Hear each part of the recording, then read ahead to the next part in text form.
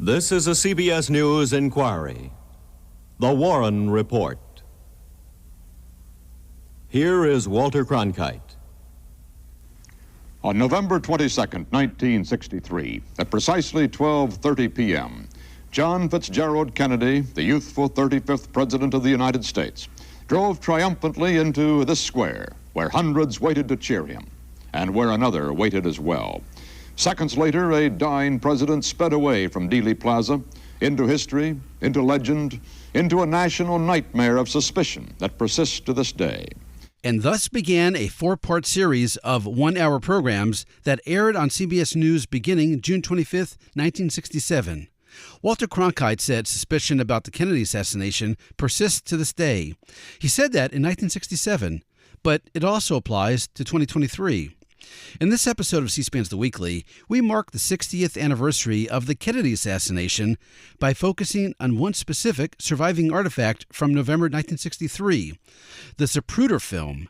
We hear how the Zapruder film was reported on that CBS News inquiry into the Warren Report, and we even hear from Abraham Zapruder himself. Before we get to this week's episode, we want to take a minute to ask for your help. Your financial support will ensure that C-SPAN can continue to produce podcasts that inform you about national politics, introduce you to the latest nonfiction books, and provide valuable historical context to today's news. Make a donation today and be a part of C-SPAN's future. Visit c-span.org/donate. The June 1967 CBS News series was featured on C-SPAN's American History TV in 2018. It was the 55th anniversary of JFK's assassination. The clips we're playing in this podcast come from that CBS series about the Warren Commission report, and all are directly related to its reporting on the Zapruder film. First off, what's the Zapruder film? Here's Walter Cronkite.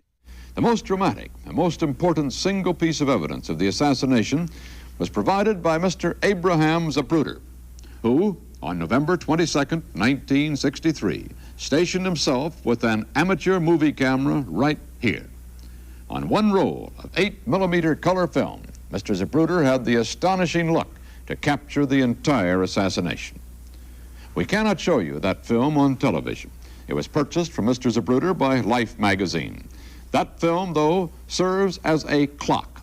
If we know the exact speed the camera was running and can see in the film where the bullet struck, it should be possible to determine not only how many shots were fired, but the amount of time between them. This is critical to the question of whether Oswald could have physically accomplished the murder. If the time between shots was less than the time necessary to operate Oswald's cheap bolt-action rifle, a rifle like this one, then obviously he was not the sole assassin.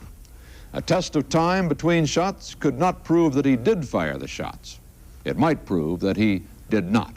And then Dan Rather. He reports from the 6th floor of the Texas School Book Depository. On the street below, a reenactment of the motorcade route. Dan Rather narrates a limousine driving with its top down and cardboard cutouts representing the passengers. Here is how the Warren Commission reconstructed a time sequence from the film. Now, Mr. Zapruder was filming the motorcade from the grassy knoll. At the very moment, the gunman must have been tracking it from up here. Using the critical frames of the Zapruder film as a guide, the Warren Commission, and now we, can reconstruct exactly what the gunman must have been seeing at every moment. We know that the president had not yet been hit when the car slipped beneath this oak tree. The president would have come into the gunman's sights, in the report's words, for a fleeting instant through an opening in the leaves, just as frame number 186 went through Mr. Zapruder's camera. Remember that frame, 186. We stopped the car at frame 186 to show you what a gunman would have seen in that instant, except for the fact that the tree has grown since 1963. There's more foliage on it now, and the overhead highway signs were not there then. The commission did not think a shot was fired here.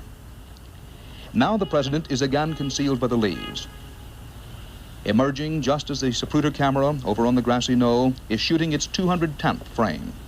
The gunman can now see the president again, but Mr. Zapruder's view was blocked by a ground-level sign, and his film didn't show what was happening in frame 210, which the commission decided was the first moment that President Kennedy could have been hit.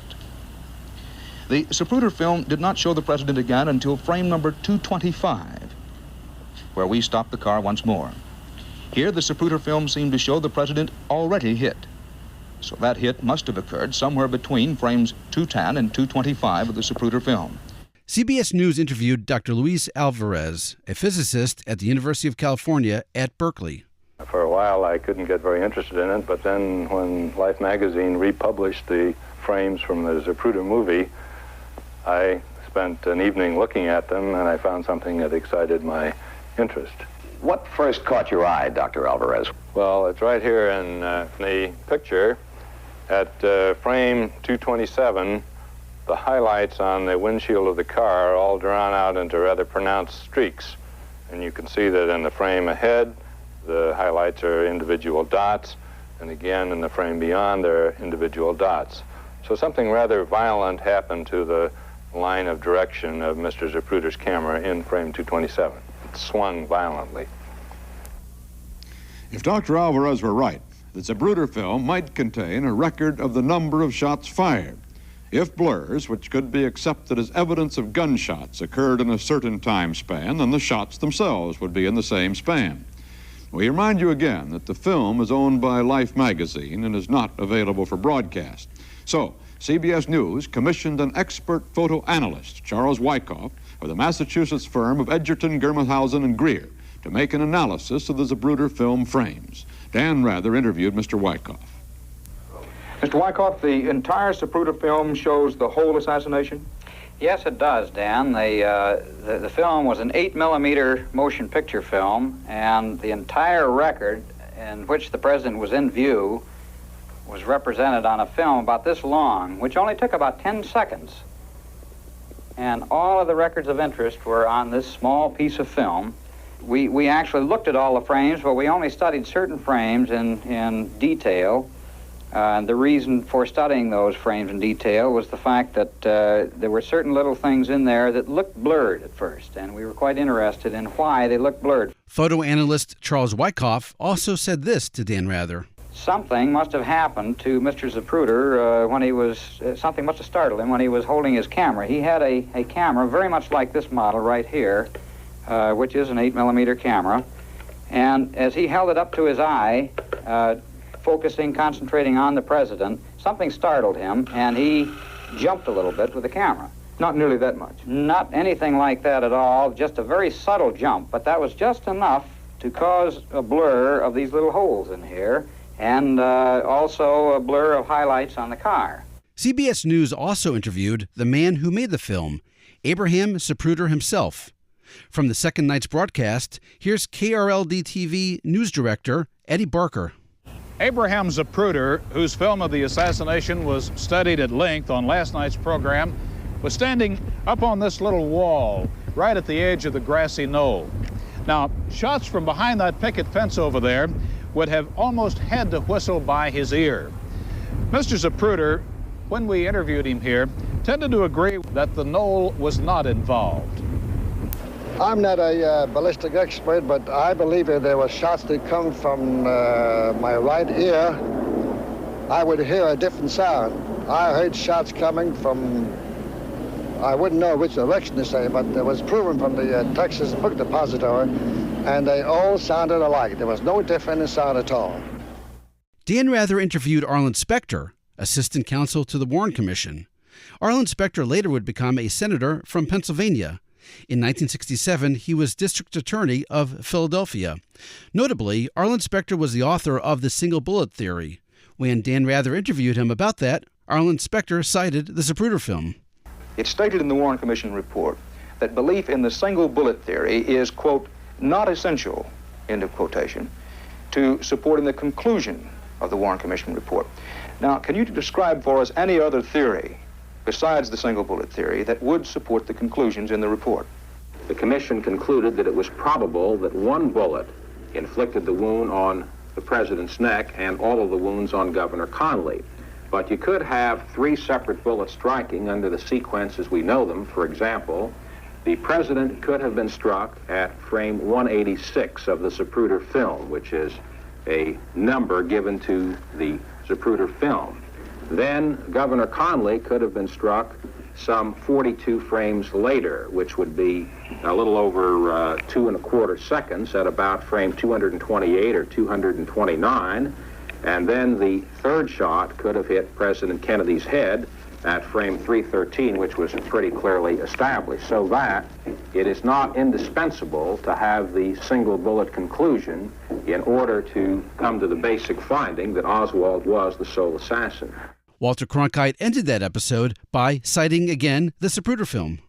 Those of you who were with us last night will remember that we cited indications in the Zapruder film that it was Oswald's first shot, fired earlier than the commission believed, which missed.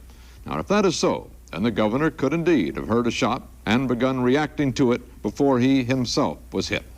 We have, in fact, three theories to explain the same facts: the single bullet theory, the second assassin theory, the theory that all three bullets that were fired found their targets. Our own view on the evidence is that it is difficult to believe the single bullet theory, but to believe the other theories is even more difficult. One postscript from the CBS News report: Walter Cronkite also noted this about Abraham Zapruder's camera. You'll recall that the Zapruder film is the basic clock for all of these events. Now, tests of the camera made by the FBI, a camera like this one, reported that it was running at an average speed of 18.3 frames per second. The camera had been obtained from the Bell & Howell Company, the manufacturers. During our CBS investigation, we asked the company if they had tested the camera speed. The result was a public announcement that they had tested it, and the result was the same as the FBI test. And the announcement continued that they had that day donated the camera to the National Archives, and this is it. Walter Cronkite said Abraham Zapruder's camera went to the National Archives. It's still there. So is the film.